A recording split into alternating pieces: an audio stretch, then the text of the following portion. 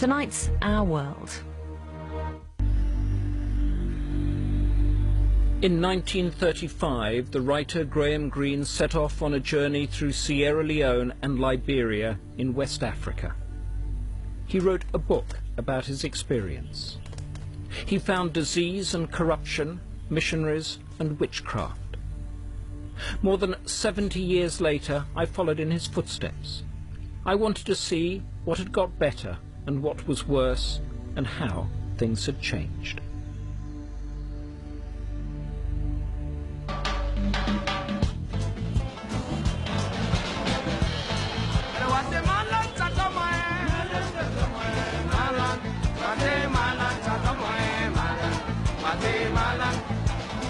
Kissy Street, Freetown, capital of Sierra Leone. So busy and vibrant. You wouldn't have thought that this is a country still recovering from a long civil war. But then Greene saw a great difference between the interior to where we're heading and the coast where we are now. He described Freetown as an English capital city of tin shacks and Remembrance Day posters. It was run by the British then, of course.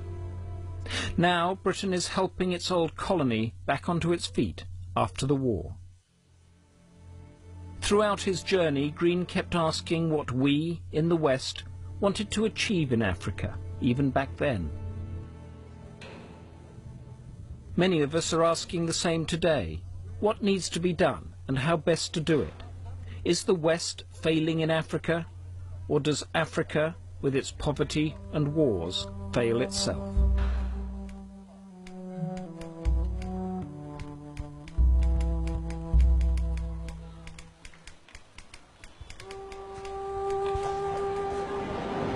Graham Greene began his journey without maps right here on what used to be a railway line that ran into the interior of the country. It was built by the British colonial government to move trade and people backwards and forwards. After independence, it fell into disrepair and then closed down altogether.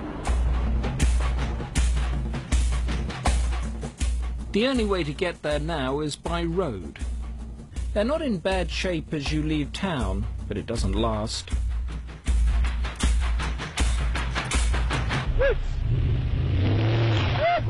Just moving from one place to another can become a nightmare. We keep seeing remnants of the old railway. It would have been 227 miles of smooth journey then.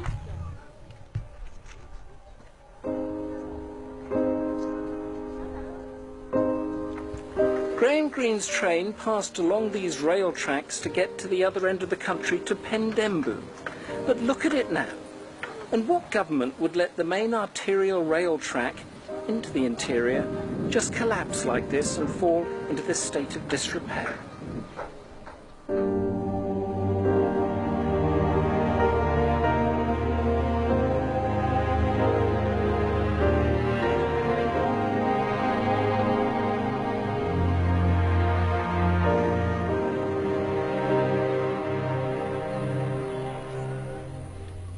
This is where Greene got off the train, Pendembu Station, in what was once a bustling market town near the Liberian border.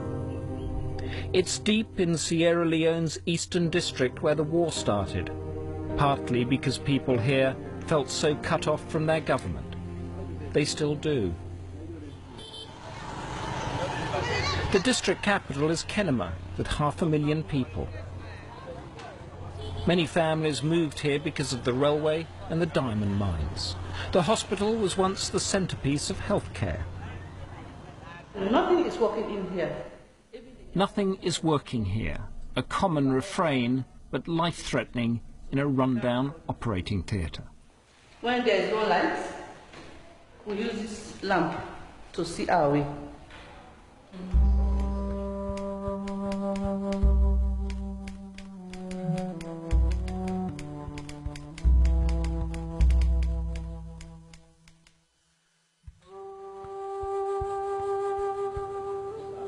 A brother and sister have malaria, but although science has moved on and there are drugs to treat it, few have found their way to this hospital. In fact, the shelves of the pharmacy are bare. That's for malaria, is it? So where are the malarial drugs? That's expired. yeah. Drug after drug turns out not to have been replaced or to have vanished amid allegations of theft and corruption. Yet the government publishes a detailed list of all essential medicines needed for health care. This is the National Essential Medicine List of Sierra Leone. You're familiar with this list, are you? I'm familiar with it. And it has, as you can see, lots of drugs on it. Do you have all these drugs in stock? No, sir. You don't? We don't have. Why not? They don't supply us. They make their requisition there. They send. We already receive drugs from here. The responsibility of sending drug rests on the Central Medical stores.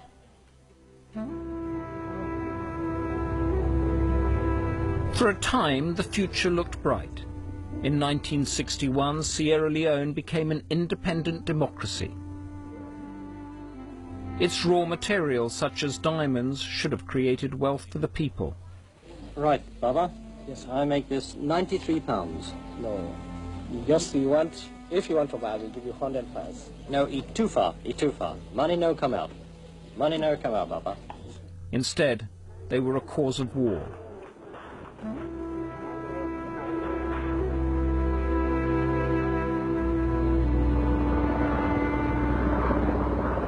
That Britain intervened to stop. It might have forced a peace, but can or should it do more?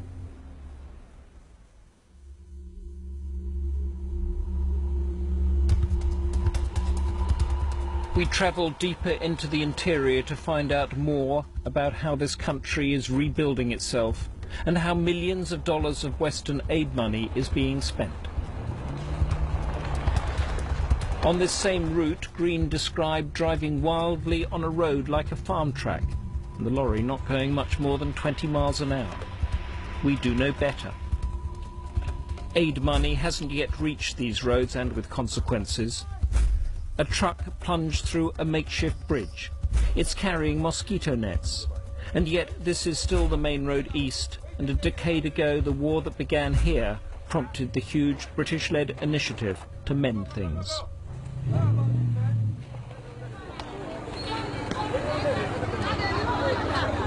44 aid agencies are listed as working in the small town of Kailahun.